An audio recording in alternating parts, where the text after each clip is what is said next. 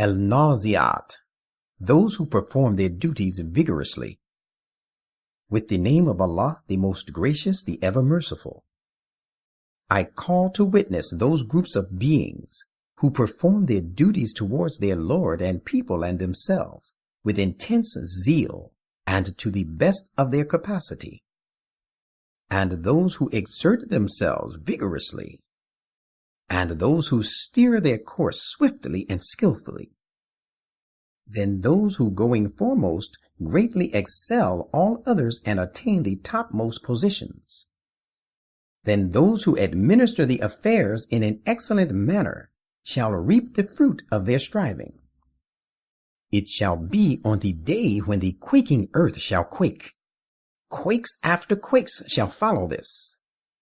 On that day, many hearts will be trembling with fear. Their eyes will be downcast in disgrace. These are the people who say, "Shall we really be restored to our former state after we are dead? Shall it be even when we are reduced to hollow bones?"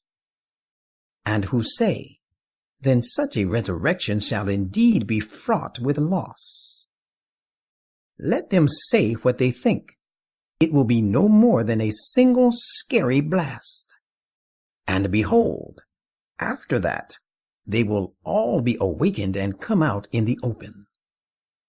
The story of Moses has reached you, when his Lord called out to him in the sacred valley of Tuwa, and directed him, "Go to Pharaoh, he has transgressed all limits," and say to him, "Would you like to purify yourself, that I should guide you to your Lord so that you may stand in awe of him?"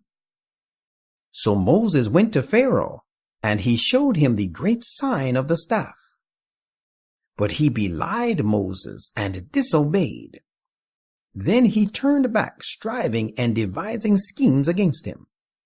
And he gathered his people and proclaimed, saying, "I, Pharaoh, am your supreme Lord." So Allah seized him for the punishment of both the next and the present life.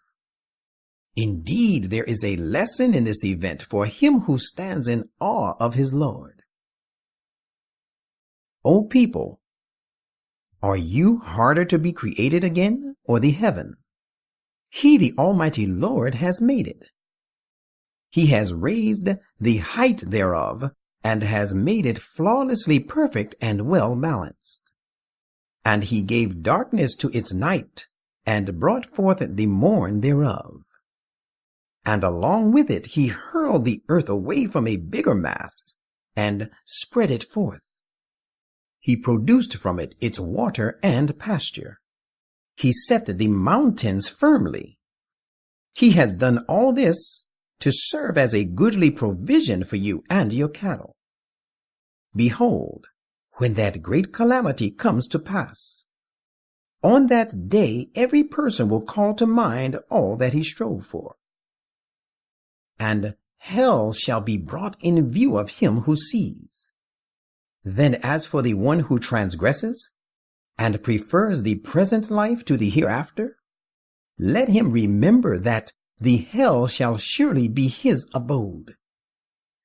But as for the one who fears to stand before his Lord, and restrains himself from evil desires, then garden of bliss shall surely be his permanent abode.